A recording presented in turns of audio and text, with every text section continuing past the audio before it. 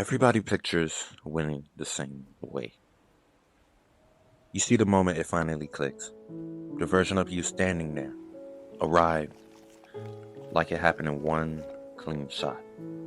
Like winning is what happens to the person who simply didn't lose. That's the lie.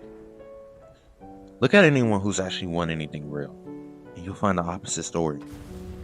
Not the person who avoided losing, the person who lost more than everyone else standing next to them and just never left. Winning was never about dodging the losses. It was about who could absorb the most of them and keep walking. Put 100 people at a starting line. Almost 99% of them will believe that they'll make it. Watch what actually happens. Some lose once and just call it a sign.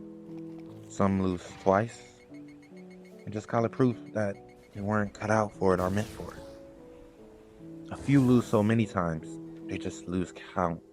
And somehow, that's exactly why they're still there when everyone else is gone.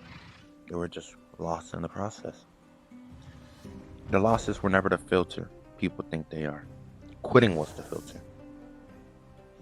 The losses were just the price of admission, and almost nobody wants to pay full price. Nobody warns you what it costs to lose that many times and keep going. You lose the certainty that you're on the right path over and over because every setback whispers that you picked wrong. You lose the comfort of people believing in you because after enough losses, even people who love you start hedging their support and start dwindling down more and more. You lose the version of yourself that thought this would be easier than it is, and you have to keep building a new one, a little tougher, day by day, after every single fall. That's not a footnote to the story. That is the entire story. The losing isn't what happens before the win. The losing is the training the win requires. Here's the part that's mostly hard to sit with for most people. Most people you started with are already gone.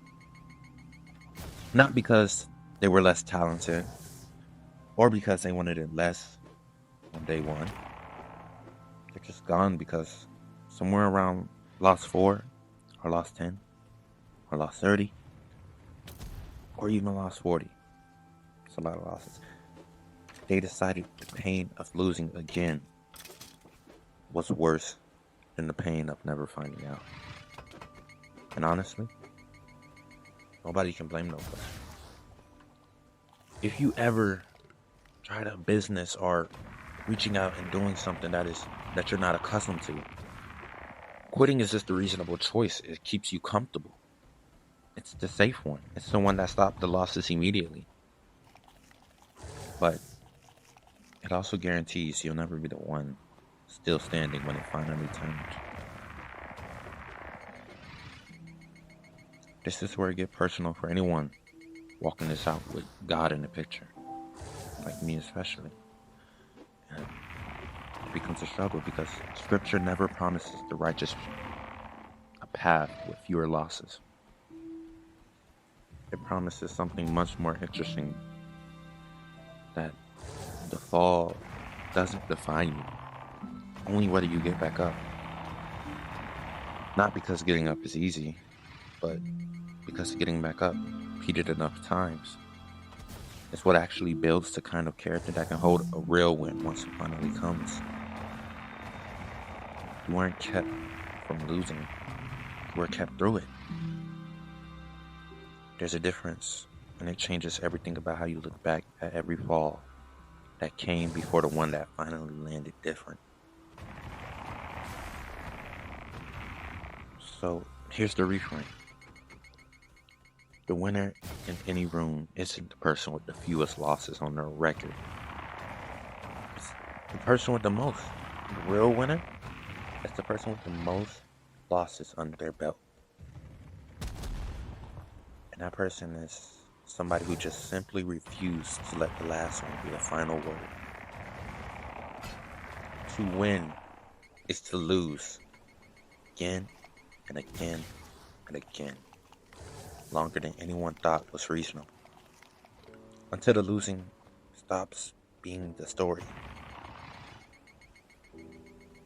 and it just becomes a part of your life that nobody else was willing to actually build. So ask yourself the only question that matters: